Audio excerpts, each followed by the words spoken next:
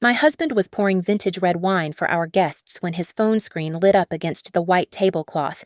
The text message hit me like a physical blow. "Miss our weekend. My body still remembers you." I wiped my hands, lifted his device, and typed 3 words. "Come now." Tonight. Between the jazz music and camera flashes, the revenge I have planned for 10 years finally begins to close. My name is Lauren Pierce, and I can smell the distinct iron-rich scent of a $500 Cabernet spilling into a crystal glass. The air in the private dining room of the Ridgeview Estate Winery is thick with the smell of expensive perfume and the low hum of jazz. It is our 10th anniversary. To the 20 people sitting around this long mahogany table, investors, a couple of tech journalists, and a few curated friends, this is a celebration of love and resilience. To me, it is a crime scene waiting to be processed. Elias stands at the head of the table. He looks perfect. His crisp white dress shirt is rolled up to the elbows, revealing forearms that have never seen a day of manual labor since he started coding NeighborLink. He is laughing at a joke made by the editor of Tech Weekly, playing the role of the humble genius to perfection. "We started in a garage," Elias says, his voice warm and practiced, gesturing toward me with a dazzling smile. "Lauren and I ate instant noodles for 2 years just to keep the servers running. We had nothing but a laptop and a dream." The guests chuckle politely, charmed by the narrative. I stand just a few feet away, swirling the dark red liquid in my glass. I look at him, but I am talking to you now. You think this is luck? You think I am just the supportive wife standing in the shadow of a visionary. It took me 10 years of silence and calculation to make sure the lighting in this room is exactly right for his execution. His phone is lying face down on the white tablecloth near the silver ice bucket. It vibrates against the wood. Once, twice. I see the little buzz travel through the stem of his wine glass. Externally, I am the picture of grace. I nod at the editor and smooth the silk of my midnight blue dress, pretending I do not hear it. Inside, my mind is a metronome. 3 vibrations, 4. It is not an annoyance. It is a countdown. Elias leans forward to top off the editor's glass. I see the tendon in his wrist flex, a specific tightness he only gets when he is lying or terrified. He knows who is texting. He knows he should not have left the phone on the table. "Let me help you with that, darling," I say softly. I do not reach for the wine bottle. I reach for the phone. I flip it over before he can stop me. The motion is smooth, casual, like a wife checking the time to see if the dessert course is ready. But my eyes lock onto the notification banner immediately. The name is saved simply as Camilla H. The screen is bright against the dim mood lighting. I read the preview. It is not an urgent business update. It is a memory. "Miss our weekend. My body still remembers you. That suite in Napa was too big without you tonight. The Napa Valley trip, the one he claimed was a high-stakes strategy meeting with venture capitalists. I feel a cold, sharp spike in my chest, but my face remains a mask of polite interest. I keep the smile plastered on my lips. Elias freezes mid-pour. A single drop of red wine misses the glass and stains the pristine white tablecloth like a drop of blood. He looks at me, his eyes widening just a fraction. He is terrified. He should be. I unlock the phone. He never changed his passcode because he thinks I am too trusting to guess it. I open the thread. There are photos attached to the previous messages. I do not look at them. I do not need to see my husband's hands on another woman to know how they feel. I type 3 words. "Come now." Then I add an emoji. A simple purple grape. It is an inside joke between them. Something I saw in the data logs months ago. To her, it means he is drunk, reckless, and missing her. To me, it is the signal for phase 3. I slide the phone back onto the table, face down, exactly where it was. I pick up my glass and walk over to him. I place a hand on his shoulder, feeling the tension in his muscles, and I lean in to kiss his cheek. "Happy anniversary, my love," I whisper, loud enough for the table to hear. He forces a smile for the flashing cameras, but I can feel his heart hammering against his ribs like a trapped bird. "Go ahead and pour. Elias," I think to myself as the camera shutters click, fill their glasses. "Tonight, wine is the only thing you get to pour." The flashbulbs blind us for a second. Everyone here thinks they are witnessing the climax of a tech fairy tale. They think this is a story about a husband who strayed and a wife who got mad. If you think that, you are wrong. Elias is just a symptom. The disease started a long time ago. If you want to understand why I am about to burn my own life to the ground tonight, we have to go back, not to the start of this marriage, but to a dusty town in Texas a decade ago. The first person to stick a knife in my back was not my husband. It was my best friend. Dustin Creek, Texas, was the kind of place where your destiny was written in the dust on your truck bumper before you were even born. I was 17 years old, the daughter of a shift manager and a nurse, and I had already been diagnosed with the terminal condition of being the responsible one. Then there was Camilla Hayes. Camilla was my best friend. She was blonde, tragic, and wealthy enough to have a pool, but not wealthy enough to leave town during the summer. While I was color-coding my study notes, Camilla was usually crying in the girls' bathroom about a boy or a bad haircut. I was the fixer, she was the project, and then there was Theo. Theo was a linebacker with shoulders like a fridge and a GPA that hovered dangerously close to academic probation. He was not a catch when I found him. I made him one. I tutored him in algebra 3 nights a week. I rewrote his essays. I even structured his workout schedule and managed his diet so he could make varsity captain. I polished him until he shined, treating him like a resume builder rather than a boyfriend. Prom night was supposed to be the victory lap. I was not on the dance floor. I was, of course, behind the DJ booth, arguing with the audio guy about the sound levels because I was on the planning committee. Camilla had spent the week weeping because nobody had asked her. "I just feel so invisible," she had whispered to me, tears ruining her mascara. So I did what I always did. I fixed it. I told Theo we were going as a group. I told him to dance with her, just one song, to make her feel included. I went out to the parking lot to get some air, feeling proud of my benevolence. I walked around the back of the gym, past the rows of pickup trucks, and there they were. They were not just dancing. Theo had her pressed up against the side of his dad's Ford, and they were kissing with a desperation that made my stomach turn over. I stood there for a long time. They did not see me. I watched the boy I had built holding the girl I had saved. When I confronted them, it wasn't a scream fest. It was pathetic. I thought you wouldn't mind." Camilla sobbed, her face buried in her hands. "It just happened. I felt so lonely, and he was just there, and oh God, Lauren, I'm so sorry." Theo just looked at his shoes, shuffling his feet. She was really sad. "Lauren, you know how she gets. My parents were worse. When I came home with mascara running down my face, my mother sighed and made me tea. 'Honey, you are strong,' she said, patting my hand.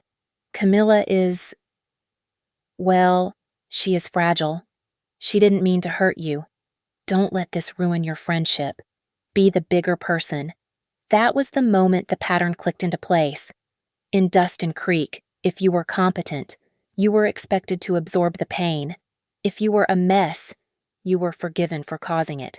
I was the pavement. They were the cars. I swallowed the rage. I let it harden into a cold, dense pit in my stomach. I focused everything on one goal: getting out. I applied for a business scholarship at a university in Denver. I pasted photos of glass skyscrapers and snowy mountains on my bedroom wall. I am going to live there. I told myself every night, I will live in a glass tower where nobody needs me to fix their algebra or their self-esteem. I got the scholarship. I was ready to leave the dust and the betrayal behind. Then, 2 days before graduation, Camilla came running up to me in the hallway, squealing. "You won't believe it," she screamed, grabbing my hands. "I got into that PR program in Denver, the one at the community college. We are going together." I froze. "We can be roommates," she cried, hugging me tight. "It will be just like old times. Just us against the big city." Right. I looked at her beaming face. I should have said no. I should have pushed her away, but the habit of being her protector was too deep. "Right," I said. "Just us." I sat on the Greyhound bus a month later, watching the lights of Dustin Creek fade into the darkness. I thought I was escaping. I did not know then that I was bringing the parasite with me. I did not know that the girl who stole my prom date was just practicing to steal my husband, and I certainly did not know that by getting on that bus with her. I was handing myself the weapon I would use to destroy them both 10 years later. Denver was not the gleaming metropolis of glass towers I had pasted on my bedroom wall. It was gray slush, expensive textbooks, and the smell of burnt espresso that clung to my hair like a second skin. I was living in a dorm room the size of a closet and working double shifts at the Bluefinch, a coffee shop near campus, just to pay for my introduction to microeconomics. That was where I found Elias. He was not the polished CEO in a bespoke suit you see on magazine covers today. Back then, he was just a skinny guy in a faded band t-shirt, hunched over a corner table, frantically drawing diagrams on napkins. He looked like a stiff breeze would knock him over. I did not fall in love with him. I audited him. I saw raw material. He was brilliant, clearly, but he was a logistical nightmare. His scholarship papers were a mess of coffee stains and missed deadlines. He had zero concept of networking. He was a jagged rock that needed a grinder. I approached him not as a girl interested in a boy, but as a project manager scouting a potential asset. "You are going to lose that grant if you don't file the extension by Tuesday," I told him one afternoon, sliding a fresh coffee onto his table. He looked up, blinking behind smudged glasses. I don't know how to fill out the forms. They want a 5-year plan. I don't even have a plan for lunch. So, I made the plan. While Camilla was across town at her shiny PR school, posting photos of avocado toast and infiltrating influencer circles with money she borrowed from her parents, I was sitting on the floor of Elias's messy apartment, organizing his life. I became his invisible operating system. I built the timeline for his app development. I rewrote his pitch decks to make them sound like they came from a businessman, not a coder. I ghost-wrote emails to angel investors, mimicking a confidence he did not possess. I remember the month he ran out of money for the server hosting. It was $75. He was panicking, pacing the room, pulling at his hair. "It's over," he stammered, his voice cracking. "If the server goes down, the beta testers will leave. I'm finished, Lauren." I didn't say anything. I just took the cash tips I had made from 3 weeks of closing shifts, money meant for my own groceries, and paid the bill. We did not become a couple with fireworks or a grand declaration. It happened on a Tuesday night. He showed up at my dorm door, soaking wet from the rain, holding a rejection letter from a venture capital firm. I can't do this without you." "Ren," he said, his voice trembling. He looked at me with those wide, desperate eyes. "If you weren't here, I would have given up months ago. You are the only thing holding me together." I felt a rush of warmth that had nothing to do with love and everything to do with validation. I had been chosen. I was essential. "Come inside," I said. And that was how I sealed my fate. Camilla resurfaced a few months later. She breezed into the Bluefinch, looking expensive and apologetic. She cried over a latte, grabbing my hands. I was so young and stupid about Theo. She sniffled. "I miss my best friend. Please, Lauren. It's scary in this city without you. I was so busy building a future for Elias that I did not have the energy to hold a grudge. I wanted a familiar face. So I forgave her, half-heartedly, and let her back into the periphery of my life. For the next 2 years, Elias and I were the startup couple, We moved into a cheap studio apartment where the radiator clanked all night. I worked my day job, came home, and worked my second job managing him. I cooked. I cleaned. I managed every single freelance contract he took to keep us afloat. I let him be the genius. I was content to be the hands that held the ladder steady while he climbed. The turning point came during a local startup competition. Elias was presenting the prototype for NeighborLink. I had stayed up until 3 o'clock in the morning the night before, redesigning his entire slide deck because his fonts were unreadable and his data was incoherent. I had ironed his shirt. I had rehearsed his opening line with him 100 times while he brushed his teeth. I stood in the back of the auditorium, my eyes burning from lack of sleep, watching him step into the spotlight. He looked confident. He looked powerful. "I built this," Elias said into the microphone, his voice booming through the speakers. I spent sleepless nights coding this from scratch because I believed in the power of community. One mind, one vision, pushing through the noise. I waited for the we. I waited for the nod to the partner who paid the server bills and wrote the business plan.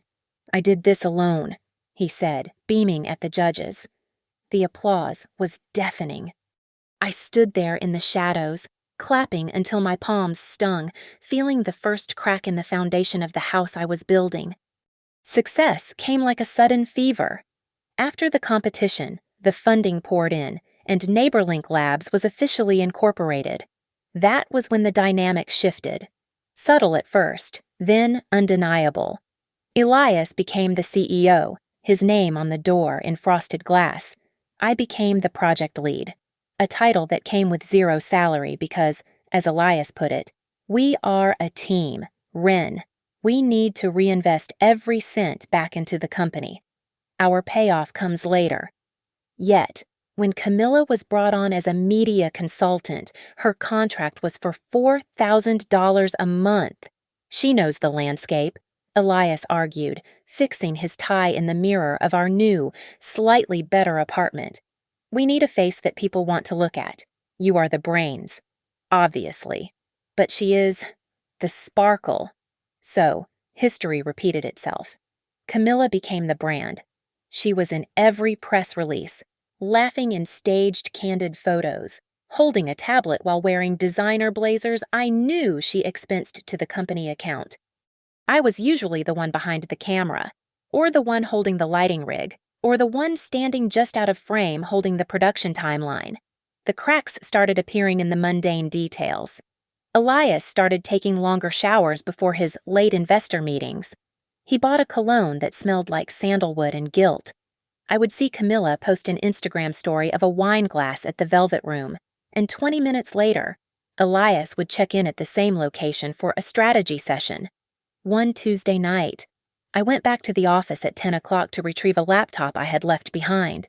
The office was dark, save for the glow from the glass-walled conference room at the end of the hall. I stopped. Through the frosted glass, I could see two silhouettes. They were close, too close for strategy. I heard a low, throaty giggle that I recognized from a decade ago. Then the scrape of a chair being pushed back. I stepped into the shadow of a filing cabinet just as the door opened. Camilla walked out first. She was smoothing down the front of her silk blouse, her face flushed. She didn't see me. Elias followed a moment later, looking pale and disheveled. "It was just a complex discussion about the Q3 campaign," he stammered to the empty hallway, practicing his lie before he even got home. The 17-year-old girl inside me, the one who cried after prom, wanted to storm out and scream until her throat bled. But the woman who knew that this startup was the only asset she had to her name told that girl to shut up. "Not yet," I told myself. "Get the data first." I waited until he was asleep the next night. I didn't scream. I logged into his laptop. I dug past the company calendar and found a hidden folder in his personal email. There it was, a confirmation for a strategy weekend in Napa Valley. The attachment wasn't a pitch deck. It was a spa invoice for 2, including a couples massage and a bottle of vintage Dom Perignon. I printed it out. When I slapped the paper on the kitchen counter the next morning, I expected an apology. I expected shame. Elias looked at the invoice, then at me, and his face twisted into a look of exhausted annoyance. "You are suffocating me. Lauren," he snapped, throwing his hands up. "This is exactly why I need space. You treat everything like a project to be managed. You track my hours. You audit my expenses. It is exhausting. I am managing the company you built with my help," I shot back. "Camilla doesn't make me feel managed," he shouted, his voice echoing off the cheap cabinets. "She makes me feel wanted. She makes me feel like a visionary, not an employee in my own startup. I needed that weekend to clear my head so I can work. Are you really going to ruin the company momentum over a massage?" I stood there, frozen. It was the second time in my life I had built a man from zero, polished him until he shined, only to watch him hand his best self to a woman who only showed up when the work was done. But as I looked at him, petulant, selfish, and utterly convinced of his own victimhood, I felt something click. I was not the teenager who had nothing but a broken heart. I was a founder. I had contracts. I had shares. And I had a brain that was about to run circles around him. "You are right," I said quietly, picking up the invoice. "I have been too controlling. You need your space." I walked out of the kitchen. I wasn't leaving him. Not yet. I was going to find a lawyer. I did not throw his clothes onto the lawn. I did not slash his tires. Instead, I put on my best blazer and walked into the office of Monica Thorne. Monica was 60 years old, wore suits that cost more than my first car, and had a reputation for divorcing CEOs with the precision of a surgeon removing a tumor. I sat in her glass-walled office and laid it all out: the prom, the startup, the unpaid labor, the Napa weekend. She listened without blinking, tapping a gold pen against her notebook. "Honey," she said, her voice like gravel wrapped in velvet, "you want to burn his house down. Fine, but make sure you own the land underneath it first. You don't need to make him hurt right now. You need to protect your investment." That afternoon, the strategy shifted. We stopped looking at this as a marriage crisis and started treating it like a hostile takeover. I went back to Elias with a stack of paperwork. I told him that for our Series B funding round, the investors wanted to formalize the leadership structure. I needed to be officially named Chief Operating Officer. I needed a contract. I needed a salary of $200,000 a year and a vesting schedule for my shares that was tied to performance metrics I knew I would hit. Elias was sitting on the couch, texting Camilla under the table. He barely glanced at the documents. Sure, he muttered, scribbling his signature on the line. "Whatever keeps the lawyers happy. Ren, I just want to focus on the product." He signed away 30% of his operational control because he was too busy thinking about his next weekend getaway. Next came the post-nuptial agreement. Monica positioned it brilliantly. She told Elias's personal attorney that it was to protect him to shield his personal assets from potential lawsuits against the company. But buried deep in the addendum, on page 42, was the morality clause. It was a thing of beauty. It stated that if either party was found to be engaging in extramarital affairs using company funds, travel expenses, hotels, meals, the injured party had the right to trigger a buyout of the offender's shares at a fixed pre-market valuation. Specifically, a valuation from 3 years ago. Elias signed it while rushing out the door to a media lunch. "You worry too much about the details." "Lauren," he said, kissing my forehead, "but if it makes you feel safe." I'm in. With the trap set, I began to build my own armor. I enrolled in an executive MBA program at night. I stopped being the silent wife in the background photos. I started accepting invitations to speak on panels about scaling operations in tech. I gave interviews where I talked about logistics, supply chains, and fiscal responsibility. I was rebranding myself from Elias Ward's wife to the woman who actually runs NeighborLink. Camilla, sensing I was pulling away, assumed I was retreating to lick my wounds. She got bolder. She pitched a risky PR campaign titled The Authentic Founder, encouraging Elias to be more raw and unfiltered in the press. She thought she was helping him shine. In reality, she was handing me ammunition. Every time Elias gave a quote about mixing business with pleasure or living without boundaries, I archived it. I hired a private investigator named Reynolds. He was expensive, costing me $500 an hour, but he was invisible. On the days Elias claimed he was flying to Austin for a tech summit, Reynolds was there, snapping photos of him and Camilla by the pool at a resort in Cabo. He sent me receipts for room service, flight manifests, and credit card statements. I called this folder my data room. I kept it on an encrypted hard drive in a bank safety deposit box, completely separate from our home network. This was the hardest part, living the double life. By day, I stood next to Elias at fundraisers, smiling as he held my waist and played the devoted husband. By night, I sat in my study, printing out high-resolution photos of him kissing another woman in a hotel elevator. There were moments when the rage was so hot I thought I would vomit. I wanted to scream at him over breakfast. I wanted to claw Camilla's eyes out when she walked into our office like she owned the place. But then I would hear Monica's voice in my head. You haven't won until you walk out of there richer than when you walked in. I would take a deep breath, swallow the bile, and go back to my spreadsheets. I remember the night I finally held the fully executed contract in my hands. The morality clause was just a paragraph of dry legal text, but to me, it looked like a guillotine blade waiting to drop. I ran my finger over his signature. I looked at the empty room and spoke to the silence. This isn't revenge, I whispered. Revenge is emotional. This is a correction. I didn't name the file Cheater or The End.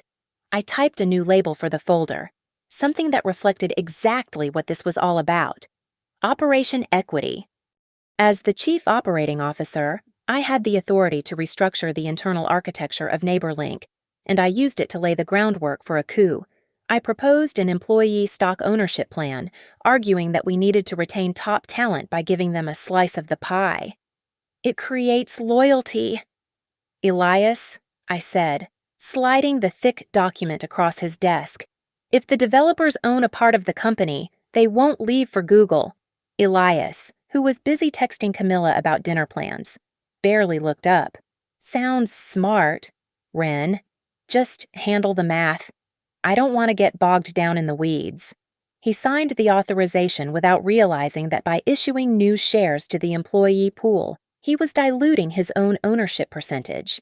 He also failed to notice that the voting rights for these new shares were proxied to the board, a board I was slowly filling with my allies.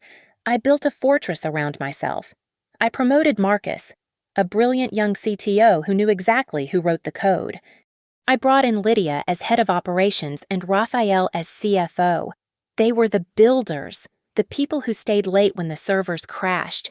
They saw me, to them. Elias was just the guy who showed up for the photo ops and took credit for their sleepless nights.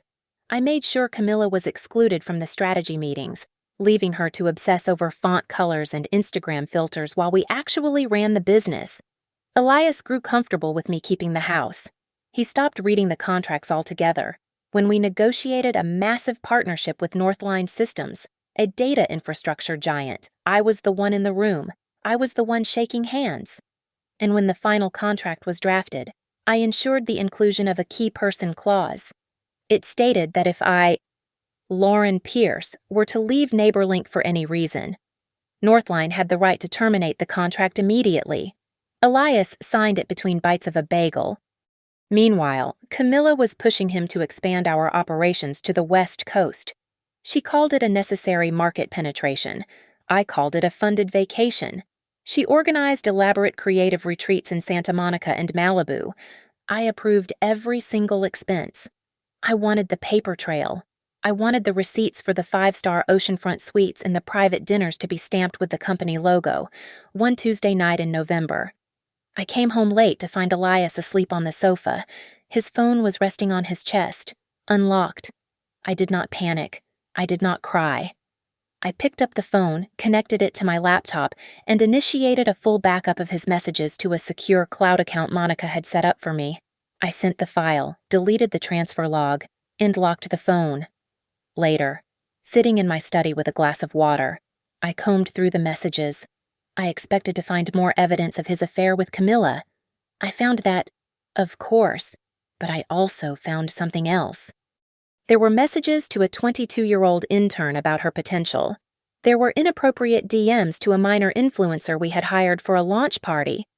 I didn't think he was this reckless. I whispered to the empty room. The realization shifted my entire axis.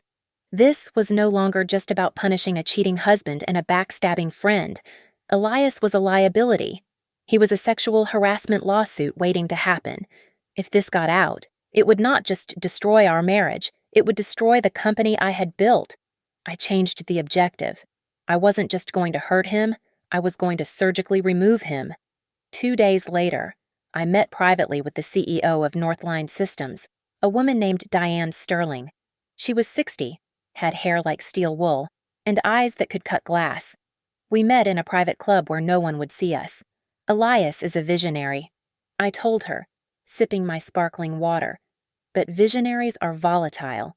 You need stability. Diane. You need to know that the infrastructure won't collapse when the mood strikes him to chase a new shiny object. Diane looked at me over the rim of her glasses. She understood exactly what I was saying. She liked the cold, hard logic of it. If we merge, she said, her voice dry. I want you running the ship. Lauren, I don't have time for show ponies. Draft the letter of intent. I replied, make the merger contingent on a restructuring of the executive board, and make sure the payout for the exiting founder is modest. I remember the feeling of holding that letter of intent a week later. It was unsigned, hidden in the safe in Monica's office. It was a loaded gun. All I had to do was pull the trigger, present it to the board, trigger the morality clause, and push the merger through, and Elias would be reduced to a footnote in his own history. I looked at the document and spoke to the imaginary audience in my head. When you are preparing to take revenge, remember this: it must look like a business transaction, not an emotional explosion. The trap was set. Now. I just needed the party. Time accelerated. NeighborLink was no longer a scrappy startup. It was a national platform valued at $600 million. Elias was on the cover of Forbes as the connective tissue of America, and tonight was the coronation, our 10th wedding anniversary, combined with the strategic announcement of our partnership with Northline. I was the one who selected the venue. The Ridgeview Estate Winery was perfect, not just for its vintage Cabernet, but for its architecture. It had a sprawling garden for the press, a main dining hall for the dinner, and a soundproof stone cellar for private tastings. It was a beautiful labyrinth, designed so that I could trap a rat in one room while the guests applauded in another. I had given Elias a long leash the previous weekend. I encouraged him to take one last strategy retreat before the big event. You need to clear your head, darling. I had told him, straightening his collar. Go to Napa. I will handle the final prep. He went, of course. And Camilla went with him. My investigator, Reynolds, sent the final batch of files on Sunday night. I sat in my office and watched the video footage on my encrypted laptop. It showed them laughing over room service in a suite I had paid for indirectly. It showed them kissing by the pool. 10 years ago. Seeing Theo kiss her had broken my heart. Seeing my husband kiss her now just felt like watching a debtor sign a loan document. I did not feel pain. I felt the cold satisfaction of a forensic accountant balancing a ledger. For the party, I chose a dress in midnight blue. It was structured, high-necked, and tailored to within an inch of its life. It did not say trophy wife. It said chief operating officer. I meticulously arranged the seating chart. I placed my parents next to Elias's parents. I invited a few old friends from Dustin Creek to witness the spectacle, and, with a twist of dark humor, I invited Theo. My high school boyfriend, the one Camilla had stolen at prom, was now a regional manager for a logistics firm that used our software. I invited him as a client success story, but there was one name missing from the guest list: Camilla Hayes. I had systematically removed her from every email chain regarding the event. I had instructed the security team that this was a family and partners only evening. If she showed up, and I knew she would, because Elias would text her, she would be an intruder. She would be the mistress crashing the wife's party. It fit the narrative I was building perfectly. Throughout the day, I performed. I held Elias's hand for the photographers in the garden. I gave sound bites to the reporters about resilience and love in the trenches of a startup. I smiled until my face ached. I felt like I was carefully applying a layer of lip gloss to a hand grenade. 30 minutes before the dinner, I slipped away to a small administrative office off the main hall.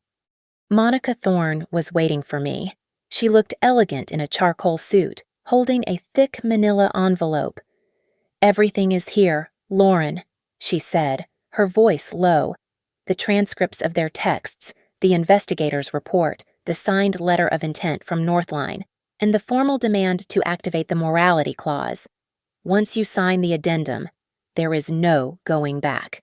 I took the envelope. It felt heavy, like it contained actual gravity. "I am not going back, Monica," I said. "I am just cashing out." "Are you sure you can handle the fallout?" she asked, looking at me over her glasses. "It's going to be ugly." "Ugly is fine," I replied. "Ugly is honest." I took the envelope and walked to the dressing room. I stood in front of the full-length mirror, smoothing the silk of my dress. I looked at my reflection. The 30-year-old woman who had built an empire from the shadows, the woman who was about to destroy the two people she had once loved most. I looked into the mirror, right into my own eyes, and spoke to you. If you are listening to this and waiting for the scene where I smash a wine glass over someone's head, I am sorry to disappoint you. We do not live in a cheap movie. I am not going to break their glasses. I am going to break their lives. And I am going to do it with paper and ink. We are back in the moment the vintage Cabernet hit the crystal glass. The air was thick with the scent of roast duck and expensive perfume. Elias was tilting the bottle, the liquid swirling dark and rich, when the screen of his phone lit up against the white tablecloth. "Miss our weekend. My body still remembers you." I read the words again. The first time I told you this, I said I felt a shock, but now, in the slow-motion replay of my memory, I realize it wasn't shock. It was the distinct mechanical click of a trap snapping shut. It was the feeling of placing the final stone on a go board. I picked up the device, my fingers steady, and typed those 3 fatal words: "Come now." Elias flinched. He saw the backlight flare. His eyes darted to the phone in my hand, panic flaring in his pupils like a match struck in a dark room. I didn't give him time to think. "Oh, look," I exclaimed, my voice bright and false. "The whole Northline board is right here. We need a picture for the press release."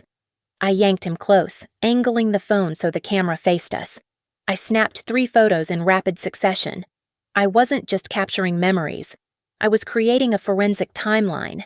The metadata on these photos would prove exactly where he was, where the phone was, and exactly when the invitation to his mistress was sent. "Let's move the tasting downstairs," I announced, projecting my voice to the room. "We have a special presentation prepared in the cellar, a video journey of our last 10 years. The guests began to rise, the scraping of chairs covering the thudding of my heart. As I ushered them toward the heavy oak doors leading to the wine cellar, my mother grabbed my arm. She looked older than she did on that night in Dustin Creek, but her eyes were the same anxious, pleading for normalcy. "You have done so well, honey," she whispered, squeezing my hand. "Everyone is so happy. It is a beautiful party." I looked at her. I remembered her voice in our kitchen 10 years ago, telling me to swallow my pride, telling me that being strong meant being silent. Tonight, I thought, smiling at her. You are going to see exactly what happens when I decide to make a big deal out of something. The phone in my hand buzzed again. I looked down. It was Camilla. You serious where she was cautious. She needed proof. I lifted the phone and snapped a quick, artistic photo of the wine glass in Elias's hand, capturing the curve of his white collar and the distinctive logo of the Ridgeview estate on the napkin. I added no text, just a single red heart emoji. It was intimate. It was an invitation that screamed, I am waiting for you. I hit send and deleted the message from the outbox immediately. Elias was watching me now. The panic was settling into a low-grade suspicion. He reached out and took the phone from my hand, his grip tight. You have been holding on to that all night. Ren, he said, his voice tight. Everything okay? I looked him dead in the eye. I reached up and smoothed the lapel of his jacket. I am just proud of you, Elias. I said softy, truly. Look at what you have built. I wasn't lying. I was incredibly proud of him. He was the perfect catalyst.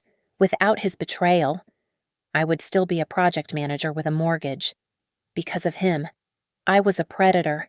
His shoulders dropped. The suspicion evaporated, replaced by the ego I had fed for a decade. He squeezed my hand and turned to walk down the stone stairs into the cellar. My earpiece buzzed. It was the head of security, Mrs. Ward. The voice crackled. We have a female at the gate. Not on the list. She claims to be a personal guest of Mr. Ward. She is demanding access to the cellar. I paused at the top of the stairs, looking down at the guests filing into the dim, atmospheric lighting of the underground room. Let her in, I said into the microphone.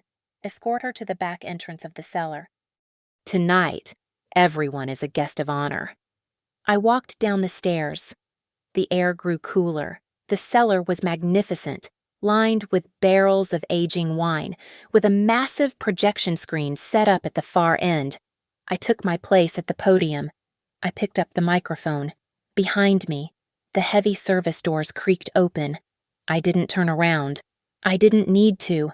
I could feel her presence like a change in air pressure. I looked out at the faces of the investors, the journalists, my parents, and my husband. This is the moment I have replayed in my head 1,000 times. I told the imaginary audience in my mind, and no, it is not going to go the way you think it is. I want to thank my husband, Elias, I said, my voice steady and amplified by the speakers, for being the face of this company, for dreaming big. Elias stood near the front, swirling his wine, his eyes glistening. He looked like a king surveying his kingdom. In the shadows near the back entrance, I saw the door click shut. Camilla had slipped in. She was wearing a trench coat, breathless, eyes scanning the room, likely thinking Elias had unlocked the door for a romantic rendezvous. She thought she was the protagonist in a romance novel. She was about to find out she was the antagonist in a documentary. But NeighborLink is built on one core value, I continued, my tone hardening just a fraction. Trust. We have strict protocols for users who abuse shared resources for personal gain.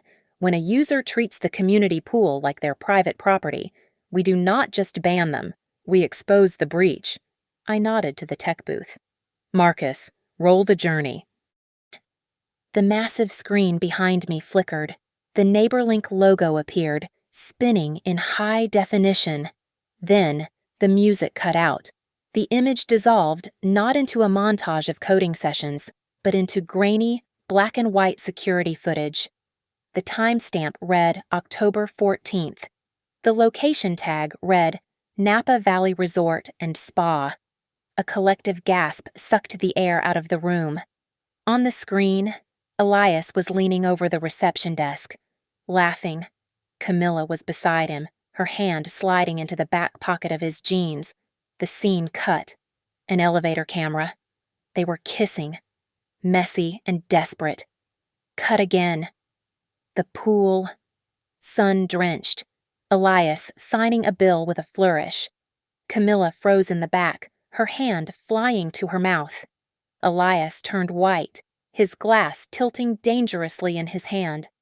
"What we are seeing," I said, my voice calm, clinical, "is a case study in asset misappropriation. The Sweet Company credit card, the flight booked as a vendor meeting, the time stolen from the shareholders." I clicked a remote in my hand. The video shrank, replaced by a slideshow of invoices, flight logs, and text messages, all watermarked with the company logo. I looked down at the front row. My parents were staring with their mouths open. Elias's parents looked like they had been slapped, and Theo, my old high school boyfriend, was staring at the screen, then at Camilla, then at me. I locked eyes with him and shrugged. History does not repeat itself. Theo, it just upgrades the production value. Elias lunged for the stage. "Stop this!" he hissed, his voice cracking. "Lauren, turn it off. This is a private matter. We will talk about this at home." "We are not at home. Elias, we are at a board meeting," I replied. I did not need to shout. I just nodded at Lydia, who stood up from table 3. She was holding a blue folder. "Mr. Ward," Lydia announced, her voice projecting clearly. "As the acting representative of the board, I am formally notifying you that the morality clause in your shareholder agreement has been triggered.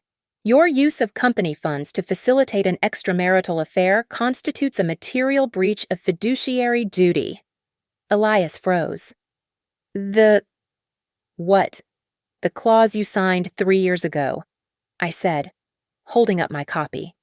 "It gives me, as the injured co-founder, the option to purchase 60% of your stock. And the best part, the price is fixed at the valuation from the date of the agreement. Pre-Series A." A murmur rippled through the financial journalists in the room. They were doing the math. I was not just divorcing him. I was buying his life work for pennies on the dollar. Camilla stumbled forward, her face streaked with panic. "I didn't know," she stammered, looking around wildly. He told me you had an arrangement. He said you knew." I cut her off with a look that could have frozen the wine in the barrels. "Camilla, stop," I said. "This is not the first time you have been confused about the boundaries between what is mine and what is yours, but do not worry. Tonight, I am not taking anything from you. I am simply returning him to you. He is exactly the kind of man you deserve." The silence in the cellar was heavy enough to crush a man. Before Elias could stammer a defense, Monica Thorne stepped into the light. She did not look at him. She addressed the room with the authority of a judge delivering a verdict. "I am also here representing Northline Systems," Monica stated, her voice cutting through the tension. "We are prepared to execute the merger discussed in the letter of intent immediately. However, there is a strict condition. Northline will only proceed if Lauren Pierce Ward assumes the role of sole CEO. Mr. Ward will be retained as a non-voting honorary advisor. If this condition is not met, Northline walks away, and NeighborLink's stock valuation will likely plummet by morning." Lydia, still standing, looked around the table where the other board members sat. They were the people I had hired, the people whose loyalty I had earned while Elias was ordering room service in Napa. All in favor of the restructuring Lydia asked. Every hand went up.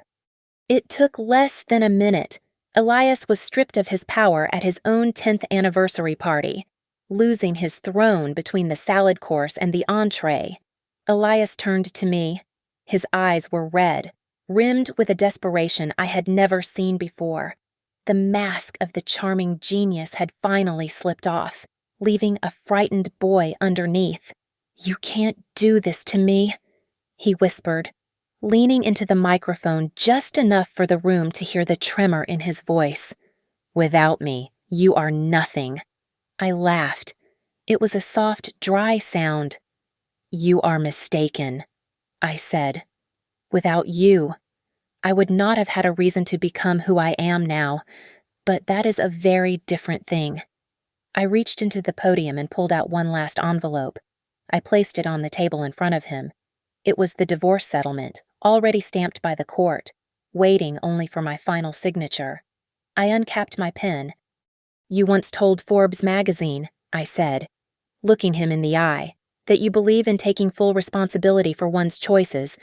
I am just helping you live up to your own philosophy." I signed the paper with a flourish and slid it toward him. Camilla, who was trembling by his side, grabbed his arm. She looked like she was trying to salvage a sinking ship with a bucket. "It is okay," she whispered to him, though her voice carried in the silent room. "We still have each other."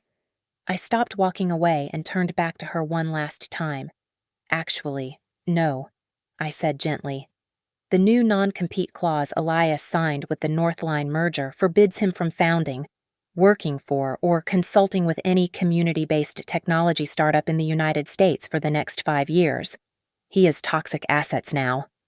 "Camilla, will you love him as an unemployed former CEO?" I saw the realization hit Elias. He looked around the room. His parents looked at the floor. The investors stepped back. The staff looked at me for orders. He had burned every bridge he had, and I had simply provided the match. I placed the microphone on the podium. The feedback whined for a split second, signaling the end of the show. I walked down the steps and through the crowd. As I passed the table of guests from my hometown, a girl I had known since kindergarten reached out and patted my arm. "You always were the one with a plan," she whispered. "The difference," I replied, not breaking my stride, "is that this time I made the plan for myself, not for some guy." I walked out the back door and into the cool night air of the vineyard. The noise of the party faded behind me. The stars were bright above the valley. Marcus was waiting for me by the railing, holding a fresh glass of wine. He looked at me with a grin, ready to start the next phase. "Boss?" he asked. I took the glass and looked out over the dark rows of grapevines. I took a deep breath, tasting the night air. It tasted like freedom. "No," I said, taking a sip. "No more operations. This is just my life now." Thank you so much for listening to my story. I would love to know where you are tuning in from, so please drop a comment below and let's chat. If you enjoyed this story, please make sure to subscribe to the Lily Revenge Stories channel, like this video, and hit the hype button so more people can hear this story.